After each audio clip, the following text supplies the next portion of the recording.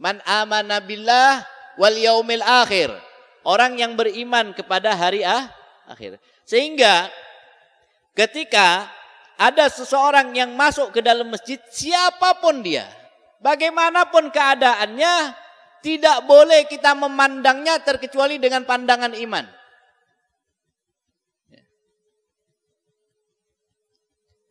Sampai baginda Nabi SAW berwasiat kepada seluruh para sahabat. Baginda Nabi SAW berwasiat kepada seluruh para sahabat. Apa wasiatnya? Idza ra'aitumur rajul ya'tad ilal masajid fashhad lahu bil iman. Idza ra'aitumur rajul, kalau seandainya kamu melihat ada seseorang yang hatinya terpaut dengan masjid, senang ke masjid, suka melangkahkan kakinya ke masjid, datang ke masjid, siapapun dia, nggak boleh kita lihat background belakangnya, nggak boleh. Nggak boleh kita lihat masa lalunya. Oh ini maling nih. Jangan-jangan ke masjid nih mau curi uang masjid. Nggak boleh. Oh ini bandar narkoba. Jangan-jangan mau ngedarin narkoba. Nggak boleh. Tidak boleh kita langsung suudzon kepada mereka. Langsung berprasangka jelek kepada mereka. Kenapa? Karena ini perintahnya Nabi Muhammad SAW. Iza ra'aitumur rajul. Apabila kamu melihat seorang laki-laki ya'tad ilal masajid, yang melangkahkan kakinya menuju ke masjid, fashhad, maka saksikanlah dia dengan apa? Bil iman, ai bi'ainul iman, bi'uyunil iman, dengan mata-mata keimanan, dengan pandangan keimanan. Orang ini adalah orang yang beriman di hadapan Allah Subhanahu wa taala. Orang ini adalah orang yang meyakini akan keagungan dan kebesaran Allah Subhanahu wa taala. Kenapa? Karena yang menyatakan pertama kali hal yang demikian adalah Allah Subhanahu wa taala, sebagaimana ayat yang telah kita bacakan tadi. Innama ya'muru masajidallah man amana billah. Orang yang beriman kepada Allah Subhanahu wa taala, dan ini titel yang tinggi nih. Titel yang langsung dapat dan titel yang tidak akan pernah ada expired. Kalau gubernur, wali kota, presiden ada batas waktunya. Tapi titel keimanan itu nggak ada batas waktunya. Makanya kalau kita punya guru Al-Habib Zain bin Ibrahim bin Semit yang sekarang berada di kota Madinah Al-Munawwarah, guru daripada imam besar kita juga Al-Habib Muhammad Rizik bin Husain bin Syihab, Habib Zain bin Ibrahim bin Semit menyatakan apa? Di zaman sekarang kalau kalian mau lihat wali itu mudah. Mau lihat seseorang ini walinya Allah Subhanahu wa taala itu mudah. Lalu bagaimana cara kita bisa mendapatkan wali min auliyaillah di zaman sekarang? Wali min auliyaillah itu tanda-tandanya ia cinta sama masjid. Itu wali min auliyaillah. Ia senang sama masjid. Itu wali min auliyaillah. Itu wali itu. Jangan diremehkan. Jangan direndahkan. Jangan disepelekan. Ini kadang-kadang enggak. Di masjid kita memandang seseorang dengan pandangan hina. Di masjid kita pandang seseorang dengan pandangan dosa. Yang mana Allah itu ketika seseorang hamba masuk ke dalam masjid, kita itu udah minta sama Allah. Allah maftahli abwaaba rahmatik. Ya.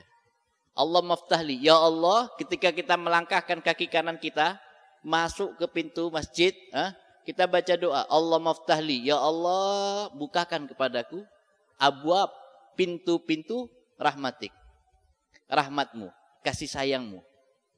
Ketika seseorang membaca doa tersebut, maka Allah langsung mencurahkan kasih sayang kepada dia. Allah curahkan kasih sayang kepada dia.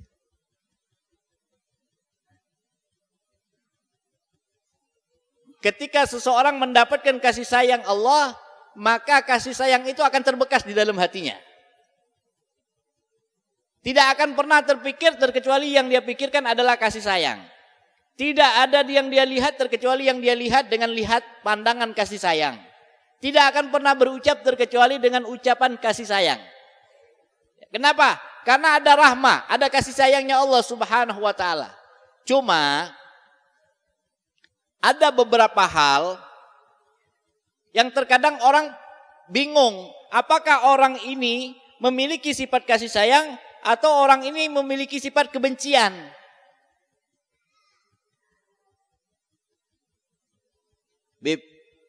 Habib menyatakan kalau orang masuk ke masjid ada sifat kasih sayang. Dia akan berbicara dengan bahasa kasih sayang.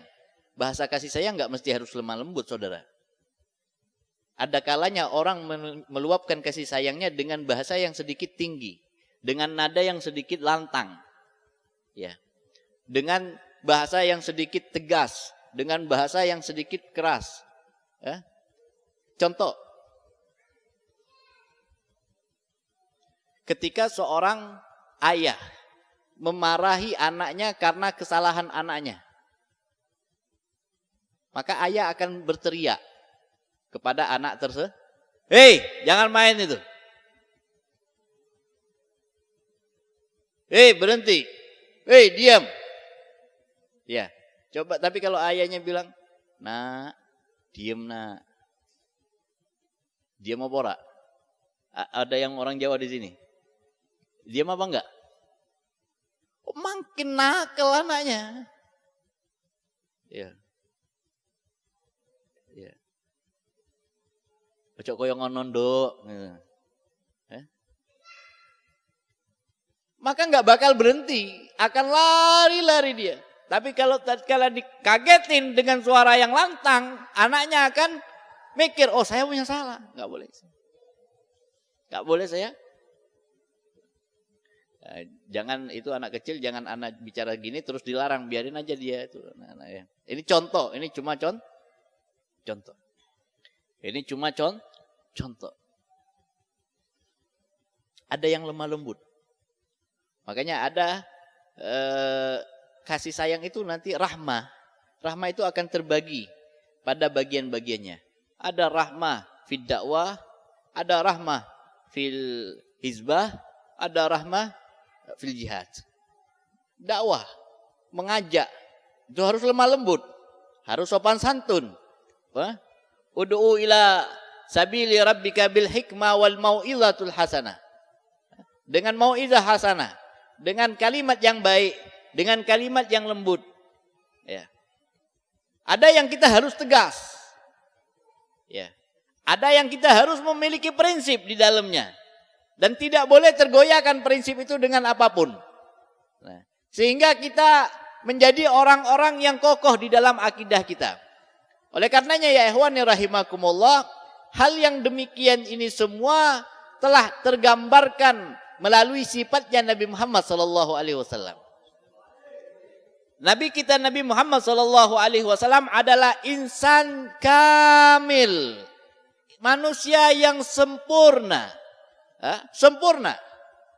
Sempurna di seluruh aspek kehidupan, menjadi suri tauladan setiap zaman masa kehidupan manusia.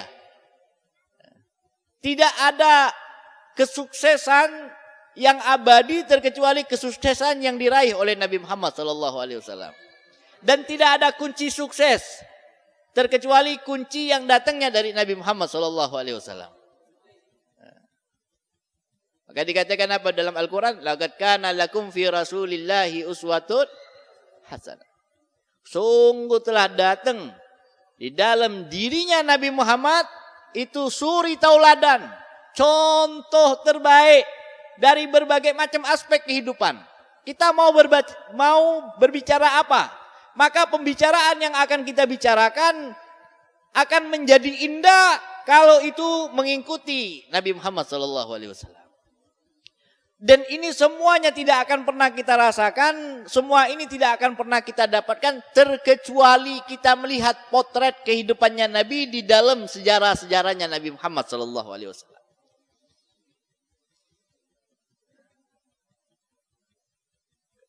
Bagaimana saya bisa meneladani Nabi kalau saya tidak tahu sejarahnya Nabi Muhammad? Bagaimana kehidupan Nabi Muhammad? Bagaimana perjuangannya Nabi Muhammad? Bagaimana kelemah lembutannya Nabi Muhammad SAW? Ya? Maka ketika seseorang tidak memahami demikian, seseorang ini akan mudah dibodohkan dengan orang-orang yang berdalih dengan Nabi Muhammad. Berapa banyak di zaman sekarang orang-orang yang berdalih Nabi itu orangnya rahmat, lemah lembut, tidak tegas, tidak kasar, tidak pernah mencaci, tidak melaknat. Anda baca sejarah, ada saatnya Nabi lemah lembut, ada saatnya Nabi tegas, ada saatnya Nabi mendoakan seseorang itu dengan doa yang kurang baik.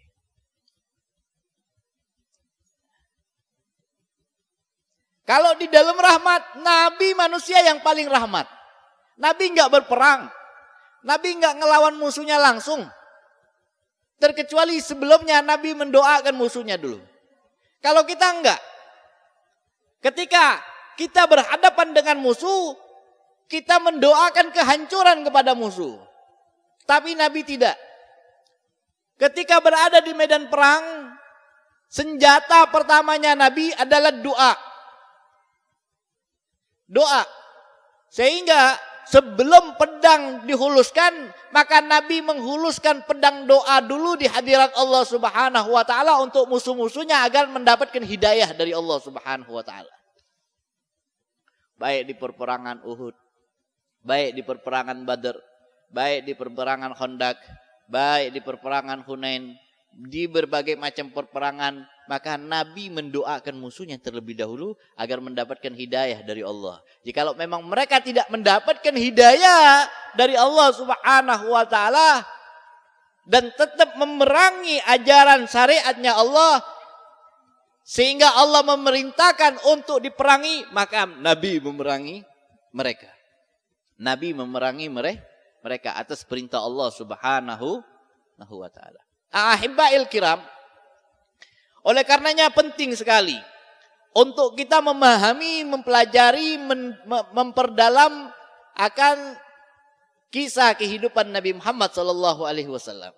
Karena dengan memahami kisah kehidupan Nabi Muhammad sallallahu alaihi wasallam, ini akan menjadikan kita semangat untuk betul-betul memperjuangkan agamanya Allah Subhanahu wa taala. Ada yang bertanya, Habib, apakah peristiwa-peristiwa yang terjadi di zaman kita ini telah digambarkan atau tidak di zamannya Nabi?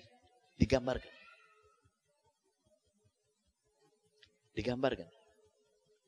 Dan Nabi udah jelaskan. Bakal nanti akan datang seperti ini, seperti ini. Bahkan akan datang pemimpin zalim yang akan dipercaya, yang akan dibenarkan kebohongannya, yang akan didukung oleh ulama-ulama su. Dibeberkan nama Nabi Muhammad SAW. Enggak ada yang enggak dibeberkan nama Nabi Muhammad SAW.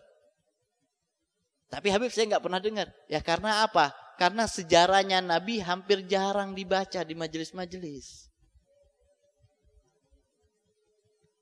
Ya enggak? Ya enggak? Kita buka maulid. Sekarang begini. Kita enggak tahu. Yang kita tahu Nabi ini dari Mekah diusir. Ya kan? Ya enggak? Lalu kita enggak tahu sifatnya orang-orang Mekah kepada Nabi.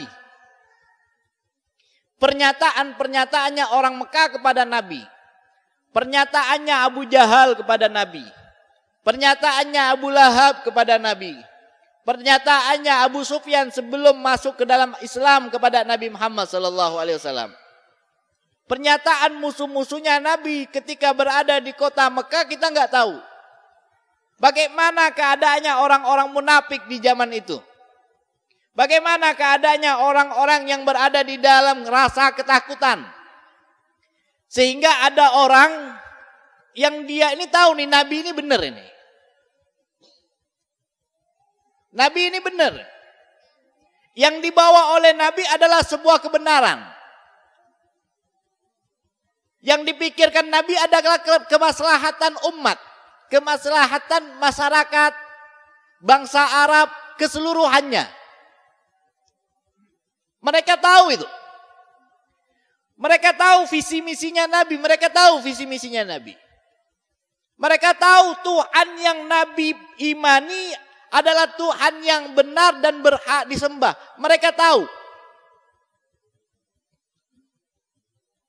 Tapi karena adanya intimidasi. Jadi intimidasi bukan baru sekarang. Ya. Kalau ada yang bilang, oh itu siapa yang intimidasi? Nggak ada intimidasi ulama. Kalau ulama nggak ada diintimidasi, berarti itu ulama yang menjilat pejabat. Iya. Ulama yang jilat pejabat, insya Allah nggak diintimidasi. Sebagaimana sahabatnya Nabi Muhammad SAW. Sebagaimana orang-orang Mekah yang dia membela Nabi, walaupun dia tidak beriman kepada Nabi, maka dia akan diintimidasi oleh musuh-musuhnya Nabi Muhammad SAW.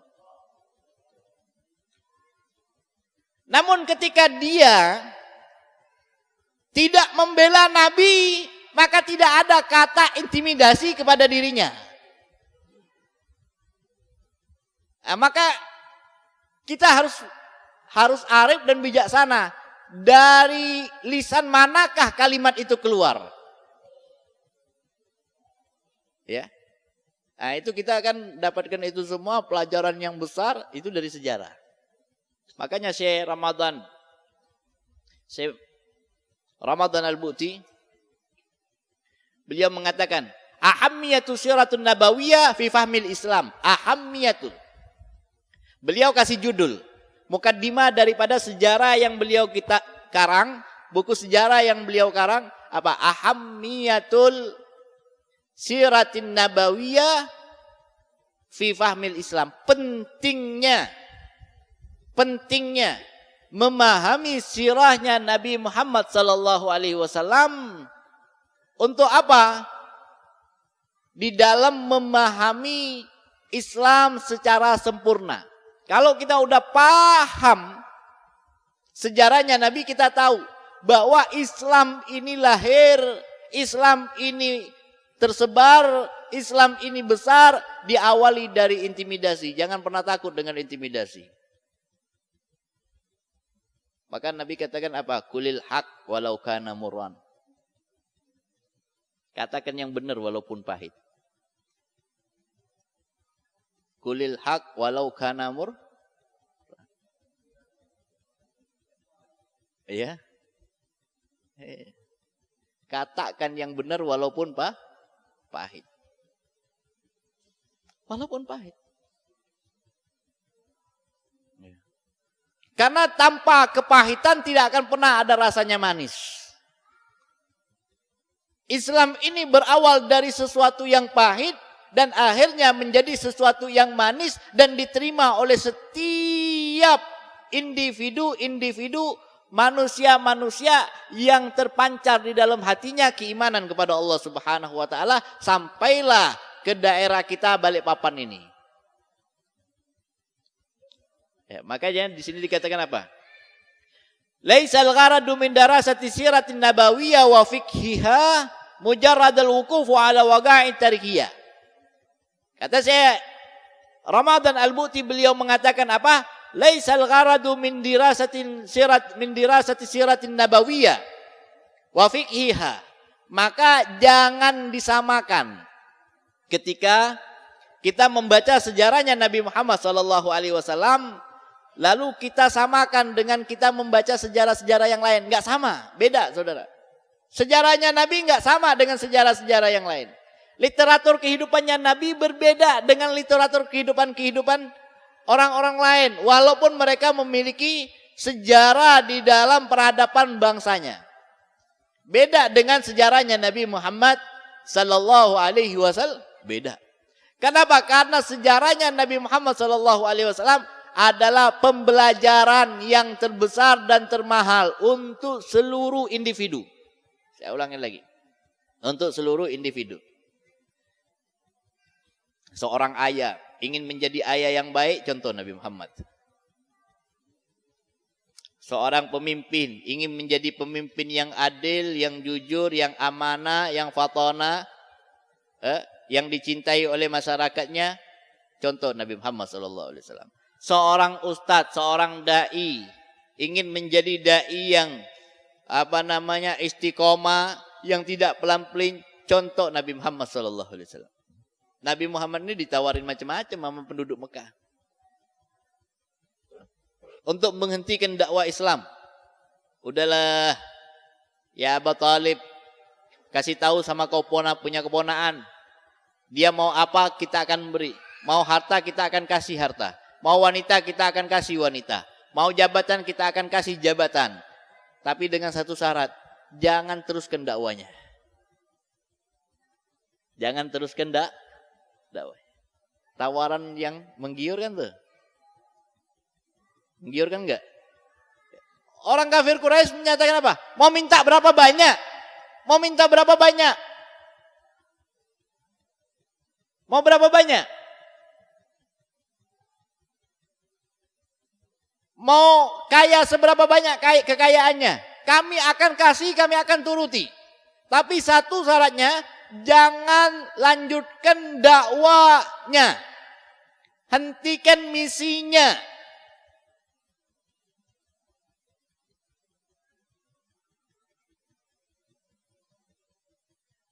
Tapi apa yang terjadi? Apa Nabi tergiur? Enggak tergiur. Ketika Nabi enggak tergiur, Nabi nolak, apa yang terjadi? Diusir. Diusir enggak Nabi? Nanti kita akan bicara panjang tentang ini. Kita akan bicara bagaimana sifatnya penduduk Mekah sebelum Nabi menjadi Rasul. Bagaimana sifatnya penduduk Mekah setelah Nabi menjadi Rasul. Diusir Nabi. Nabi lahir di kota Mekah. Nabi lahir di kota Mekah. Keluarga besar Nabi berada di kota Mekah. Paman-paman Nabi berada di kota Mekah. Rumah Nabi berada di kota Mekah. Harta Nabi berada di kota Mekah. Karena Nabi tidak terpengaruh dengan pujuk rayu orang-orang kafir Quraisy, baik dengan hartanya, baik dengan wanitanya, baik dengan tahtanya, tidak terpujuk rayu sama sekali, maka Nabi diusir. Di zaman kita terjadi enggak? Terjadi. Habib Muhammad Rizik bin Husain bin Syihab, pujukan demi pujukan datang. Bukan cuma dengan uang. Habib Muhammad Rizik Syihab dipujuk bukan hanya dengan uang. Dengan tahta, dipujuk dengan pangkat. Dipujuk dengan apa? Dengan pangkat, dengan jabatan. Bakal diiming-imingin jadi menteri agama. Bakal diiming-imingi dengan uang triliunan rupiah. Dan terakhir difitnah dengan wanita. Difitnah dengan wanita.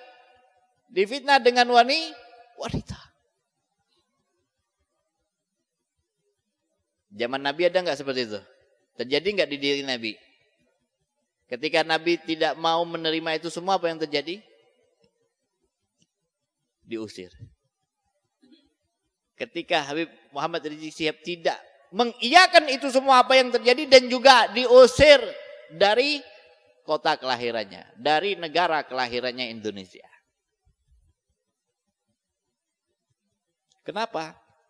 Karena yang beliau pikirkan bukan untuk pribadi beliau, tapi untuk bangsa. Yang beliau bela bukan kehormatan diri beliau, tapi kehormatan kalamullah, Al-Quran. Yang beliau bela adalah Al-Quran. Didatengin. Habib, sudahlah, hentikan 212. Jangan dilanjut 212. Ini uang. Kalau kurang kita tambah. Habib mau apa aja tinggal kasih tahu. Kata Habib apa? Enggak. Sekali berdiri, tetap berdiri. Sekali berjuang, tetap berjuang. Udah, nanti Habib kita angkat sebagai menteri. Kita angkat sebagai penasehat. Kita angkat sebagai ini. Kasih iming-iming jabatan. Dan itu bukan tujuannya para pejuang. Tujuannya para pejuang mencari keridhaannya Allah Subhanahu wa taala, bukan mencari harta, bukan mencari tahta, apalagi mencari wanita. Mencari keridhaan Allah Subhanahu wa taala. Ahibail kiram. Oleh karenanya, maka Al-Imam Syekh Asy-Syaid, Syekh Ramadan Al-Buti ini Masya Allah. Syekh Ramadan Al-Buti ini orang yang tegas menasehati pemerintah. Beliau dekat dengan pemerintah. Begitu dekatnya, akhirnya apa? Beliau meninggal baru saja. Bukan 1000 tahun, 100 tahun, 200, enggak. Baru beberapa tahun yang lalu. Meninggalnya baru beberapa tahun yang lalu. Pengarang ini kitab, karena beliau aktif di dalam mengoreksi pemerintahan, ingin adanya kedamaian, keadilan, dan kesejahteraan bagi bangsanya, masyarakatnya. Apa yang terjadi? Syekh Ramadan Al-Buti ketika lagi ngajar tafsir, lagi ngajar di masjidnya, dibom masjidnya. Ketika dibom, dikirain beliau meninggal. Ternyata beliau enggak meninggal. Ketika enggak meninggal, ditembak dari dekat. Di dalam masjid, sedang ngajar tafsir. Di waktu maghrib dan isya. Ketika ditembak, apakah beliau langsung meninggal dunia? Anaknya menyatakan, ayah saya enggak langsung meninggal dunia. Ketika ayah saya ingin diturunkan, maka dia tidak mau diturunkan dari kursi tempat dia mengajar. Dia turun sendiri, menghadap ke arah kiblat dan sujud. Ketika sujud, beliau meninggal dunia. Bukan ketika ditembak. Ini menunjukkan bahwa apa? Ketika kita menegakkan yang hak, maka Allah akan bantu. In tansurullah yansurkum. Wa yusabbit aqdamakum. Wa yusabbit aqdamakum fil jannah. Kau bantu Allah, maka Allah akan bantu kau, dan Allah akan menetapkan langkah kakimu ke surganya Allah Subhanahu wa taala. Ahibail kiram, enggak panjang-panjang. Karena ini udah jam 9:30 ya, agar kita enggak terlalu panjang, dan saya minta maaf karena ada beberapa hal, dan di rumah juga tadi banyak tamu. Dari tadi siang saya punya tamu Masya Allah, pulang dari pesantren Al-Banjari, terus ada lagi pertemuan. Iya. Dari pertemuan itu rencana saya mau istirahat untuk persiapan nih malam ngajar. Enggak taunya sampai di rumah ada tamu, ada Parit sama ibunya dan sebagainya, ya saya hadapin tamu dulu, baru saya istirahat. Dan istirahatnya cuma paling 10 menit. 10 menit. Mau kesini lagi tadi, ada lagi tamu. Ada lagi yang mau kita bicarakan, akhirnya telat. Saya tanya, tadi informasinya hanya baca ratib. Katanya teman-teman, enggak Habib, baca ratib sama baca burda. Oh, saya pikir kalau baca burda masih agak panjang. Ternyata mungkin hanya baca ratib, burdanya enggak dibaca ya. Baca burda. Oh, cepat banget ente orang baca burda. Insyaallah. Nah, baca burda dan saya telat. Datangnya saya minta maaf buat bapak-bapak yang sepuh-sepuh ini menunggu lama. Mohon maaf.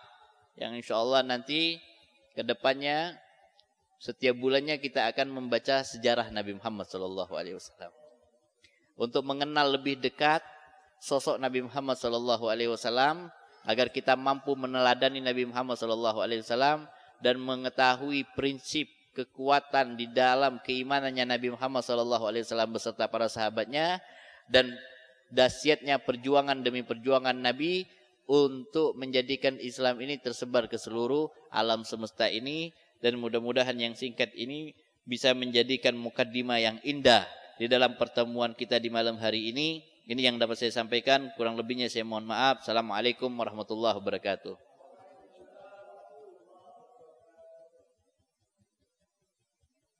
Nanti insya Allah ke depannya agak sedikit awal dan bisa nanti ada sesi tanya jawab. Ya, jadi ada sesi tanya aja, tanya jawab ya. Wallahu a'lam. Bismillahirrahmanirrahim. Alhamdulillahirabbil alamin. Allahumma shalli wa sallim barik ala sayyidina Muhammadin wa ala alihi washabihi ajmain. Allahumma sib mahdi fadlika wujudika. Allahumma inna nastaghfiruka wa nastaudiuka diyanana wa abdanana wa anfusana wa amwalana wa ahlana wa auladana wa kullu shay'in a'taitana. Allahumma ij'alna wa iyyahum fi kanafik wa amanik wa iyyadik wa jiwarik min kulli syaitan marid wa jabarin anid wa ji'ain wa jibaghin wa jihasad wa min syarri kulli jisannaka ala kulli syai'in qadir. Allahumma jamilna bil afiyah was salama wa haqiqna bit taqwa wal istiqamah wa a'idna min musibatin nadama fil hal wal mal innaka sami'ud du'a. Sallallahu bizamalika wa zalalika ala sayyidina Maulana Muhammadin wa ala alihi wa sahbihi barik sallam. Alhamdulillahi rabbil alamin. Taqabbalallahu minkum.